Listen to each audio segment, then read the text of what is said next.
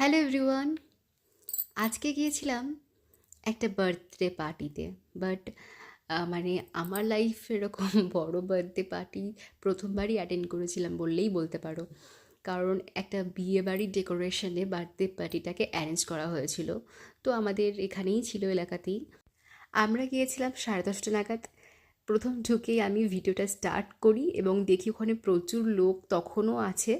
তারপর আমি চারিদিকটা একটু ঘুরে দেখছিলাম, প্রচুর আয়োজন ছিল। এক সাইডে ছিল একটা গান, মানে অর্কেস্ট্রারের ব্যবস্থা, সেখানে গান হচ্ছিল।